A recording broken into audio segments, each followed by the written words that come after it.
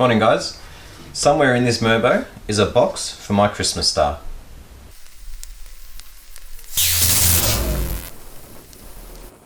So here's the finished product, but just quickly before we get into it, for those who don't know much about me or my channel, for the last 10 years or so I've been a hobbyist woodworker, just working out here on weekends, that sort of thing. But over the past 6 months I've decided to sort of set myself on a path to become a high quality woodworker is what I'm aiming for. And to do that I'm basically practicing. So I spent the first few months practicing joinery, now I'm going to spend the next couple of months practicing box making, and then I'll move on to different areas. If that's something that interests you, please hit the subscribe button. It'll be great to have you come along on the journey with me. If you've got any tips, advice or anything like that, absolutely leave a comment, send me an email. So 15 years ago my wife and I got married and we went to London for our honeymoon. While we were there, I think we went into Harrods, I could be wrong, but it was one of those huge department stores over in the UK where they had a massive Christmas display. I love Christmas, my wife loves Christmas. We wanted to buy something that we could have on our Christmas tree back home. So this is what we got, and we've had it up on the tree for the last 15 years. It's still in good condition. The problem is we store it in the same paper bag that it came in. A little bit of tissue paper wrapped around it, and we put it away carefully every year. Obviously storing this in a paper bag is not suitable, so today we're going to make a box for it out of Merbo. Should be good. I've already cut out the base for this box so you can see the size of it here, and that's just going to fit the star inside it nicely. The sides of the box are going to come from this length of Merbo, just mitred corners. The top of the box is going to be this piece of Merbo. It's not the most attractive wood that I've ever seen, but it's going to be good for the purpose. So this one here, because when you buy decking it's already got that rounded over edge on it, I've already run this one through the jointer, so I've got a flat edge here. Now I'm going to cut it in half, glue it up, and this is going to be the top panel.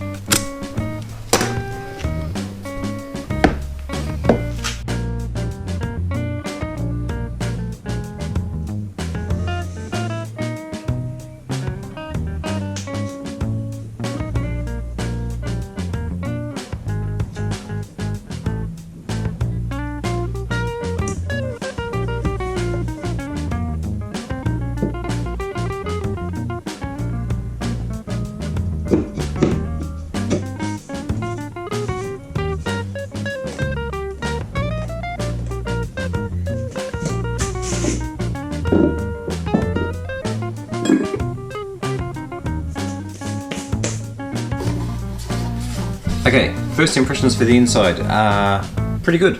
There's only a little bit of squeeze out, which is mainly up here. I must have just put a little bit too much glue there, but putting tape on all the inside corners has actually helped that. There's no squeeze out there at all, which is really, really cool. But I suppose I should look at the outside miters and see how they ended up, hey?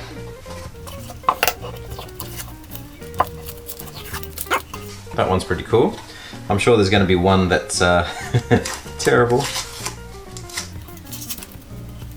Alright, number 2 is, yeah, nice. Probably not as perfect as that first one, but still pretty good. Number 3, let's hope number 2 is the bad one. 3 is looking good. Number 3 is, ooh, I quite like that. That's another good one. Here we go. This makes or breaks the box, I guess. First one comes off, looks okay. And yeah, happy with that. Awesome. Now, here's my lid. It needs miters all the way around so that it drops right down into there. How do I do that?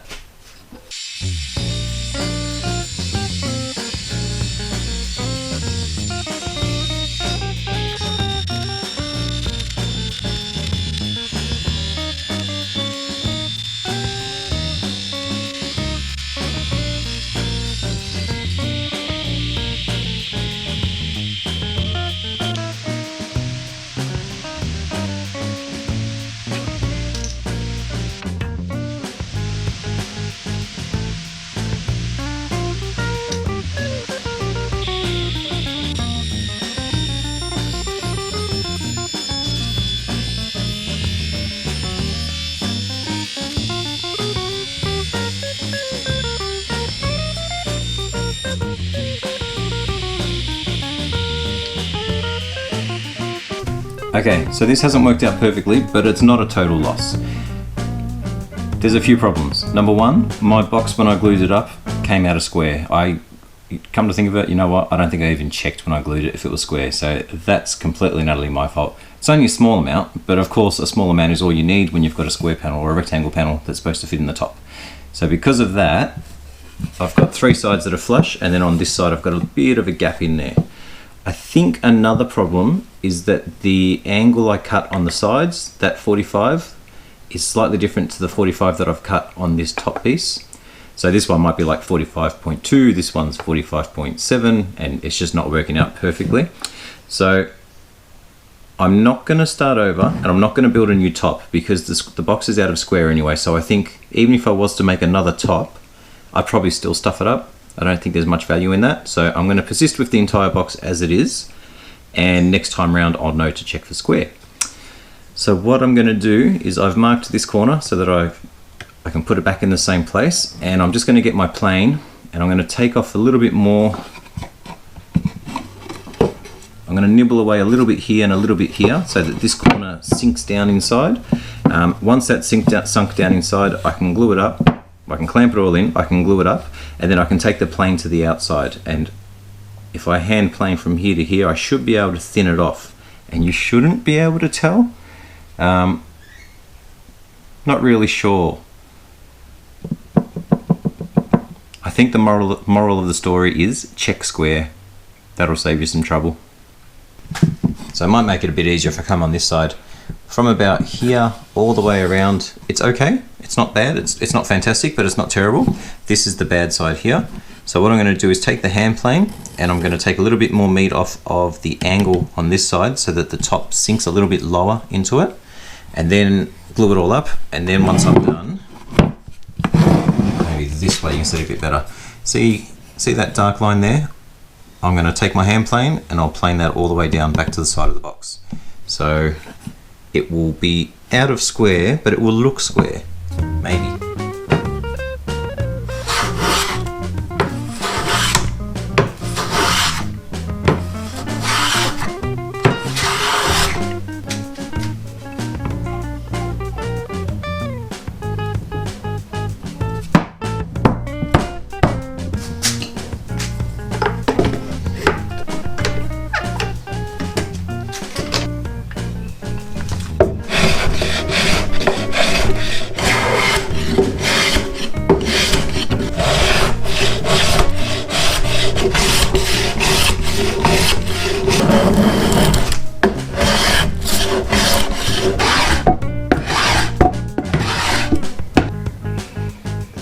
I've made the world's classiest pizza box, it seems. It's pretty cool. I'm actually really happy with how the joints have come out after planing it.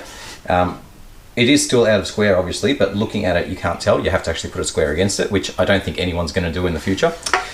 So no, I'm really happy with the way all the joints have come out. I will, because I like the idea of this style box, I'm going to make a couple of nice jigs to use on the table saw so I don't have to tilt the blade. Rather, I can tilt the wood from now on. I think that'll make cuts a lot more accurate. But for this one, I'm really happy with how it's going, which means I'm now up to separating the top from the base.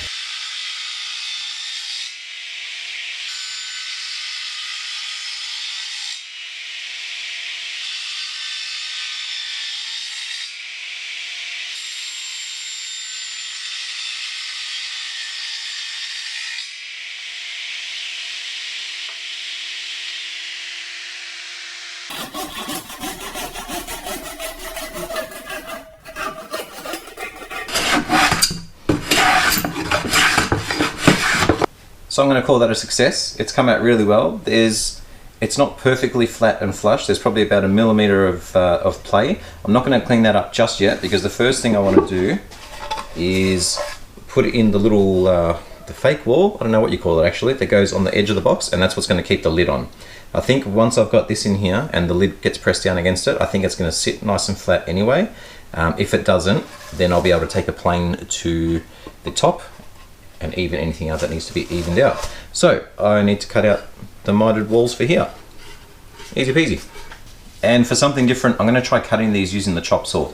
I don't often use the chop saw, especially for miters. I've had bad experiences with the offcuts going flying all over the place, but these ones are going to be small and thin enough that even if they were to hit me, I'd be okay, I think.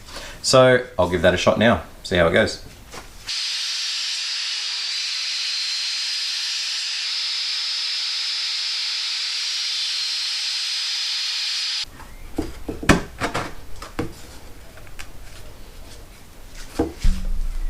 So what exactly do you call a successful failure or a failure of a success? I don't know. So I've got all 4 pieces in here and I thought, oh, it might be nice to see what it looks like and see how the lid fits. So I put them in, tapped them in, they've come up perfect, they're nice and tight. Cutting them on the chop saw was probably the nice, easy way of doing it, but it's very noisy, violent. It feels dangerous, even though it's not that dangerous, I guess, but I don't like doing it, but it worked out in this case. But the big problem is, once I tap them in, I can't get them out again. So they're part of the box now. There's no glue or anything, they're just a really tight fit. So I don't know if that's going to cause problems in the future. That's future Mario's problem though. So if I put the lid on, so that fits nice and snug. It's not as perfect as I would have liked. Really, I should have made the box taller. And probably the walls a little bit thinner so that I could have a bit more height with that lip inside. But for what I'm going to use it for, that's absolutely perfect. Just about open it up. The problem now though is I want to put a chamfer on this edge, which should be easy, but I wanted to put it on this edge as well. That's going to be a little bit harder because now this is in the way. So I'm going to have to do it using the hand plane instead of the router, which is a little bit annoying, but that's okay. So that's what I'm doing now. And then I'm almost finished. How exciting. And of course, eventually I realised that I could use the router to put that chamfer on. All I had to do was mount the box on the side. So after I put the chamfer in there, I hand sanded everything down to, or up to 240 I think. Then used the air compressor to blow the dust away, wiped it down with mineral turps, and then started putting on some oil-based polyurethane. I really like this finish, but for the first time since buying the can, I decided to use it, well, not thinned, basically straight out of the can, just to see what it looked like. Normally I cut it down. As you can see, it's really thick, it's really heavy and hard to put on, and this is the way the can tells you to do it, which is a little bit strange. So I did that for the first coat and the first coat only.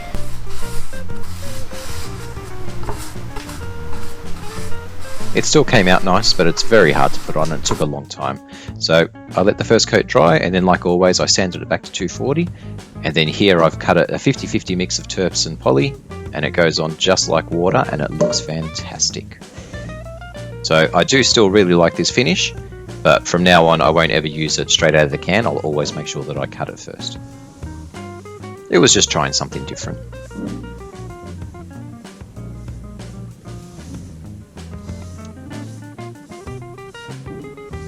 And here's the finished piece. Fortunately, it doesn't look too much like a pizza box anymore. At the minute, I don't have any sort of bracket or support for the star, so it can sort of slide around in here a little bit. I'm not going to do anything with that just yet because there's a few other little ornaments and trinkets and things like that that I might want to store in here. So I'll wait until I know exactly what I'm going to use it for, and then I'll build out some sort of little bracket or support or something like that when I know exactly what's going to go in here. Overall, I'm really happy with this box. It's quite nice. It looks good. It feels good. The lid is a little bit plain. It might have been nice to have some sort of inlay or something like that, but that's something I can improve on another box, another iteration down the line.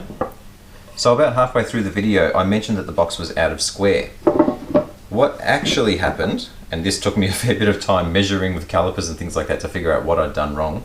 What actually happened is that the walls of this box are made out of this length of decking, and this decking is thicker on one end than it is on the other end. So once you cut 1, 2, 3, 4 pieces and you take the thin end and you match it up against the very thickest end, you're going to have an issue, and that's what my issue was.